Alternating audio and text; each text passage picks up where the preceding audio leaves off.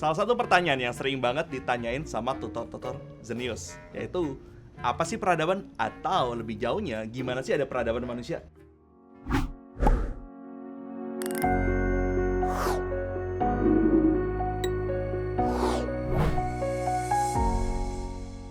Nah, sekarang gue mau coba jawab ya sekilas lah, sekitar 5 menit tentang peradaban ini.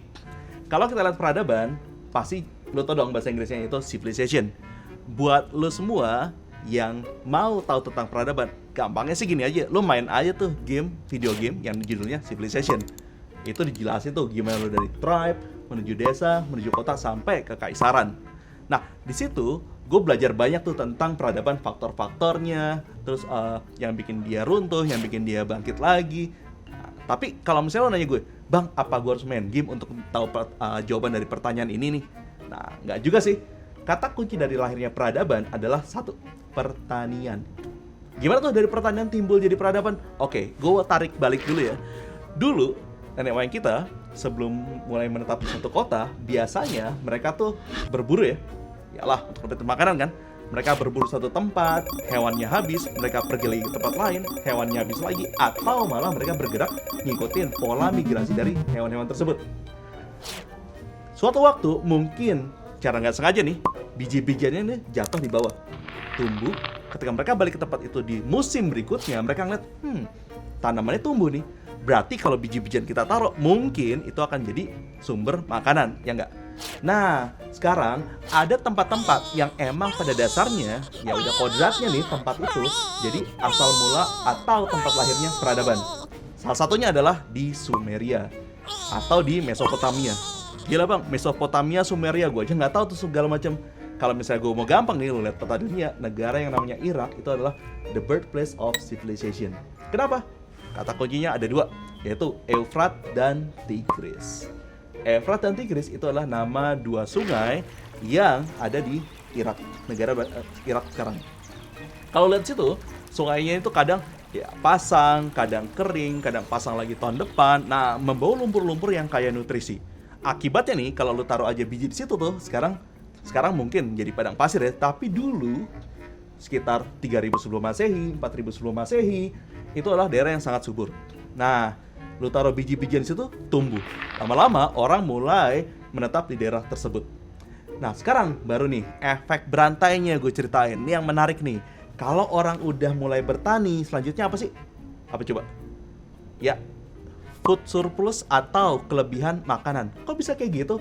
Jadi gini deh, misalnya gue ibaratin nih, lu punya satu suku isinya 10 orang, dan 10-10-nya berburu. Dan ketika akhir hari, lu dapat 10 makanan, porsi lah.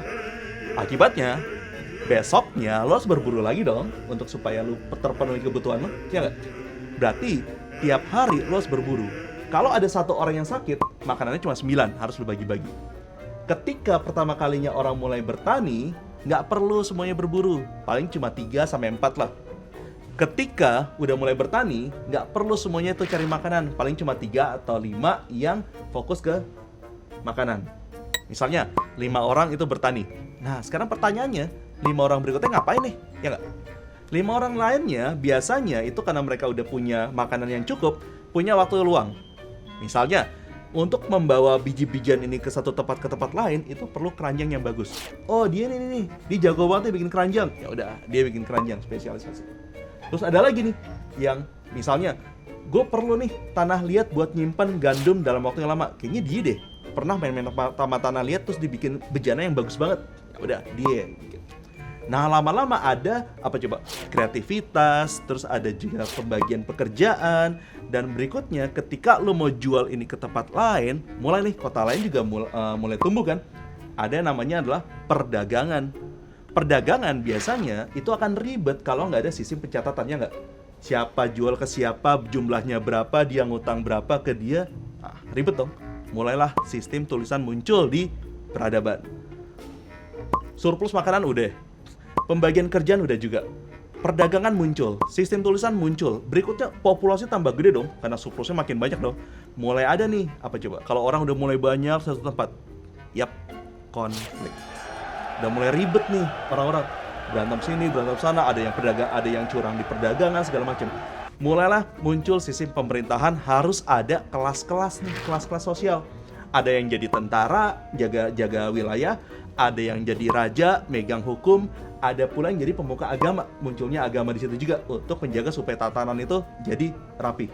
Nah, berikutnya udah gede-gede segala macam, muncul lagi permasalahan di peradaban, yaitu penyakit. Sama kayak kondisi sekarang, ada namanya epidemi atau pandemi. Tapi sekarang, kalau misalnya nih, muncul penyakit di suatu peradaban, apakah itu selalu merugikan? Nggak juga sih.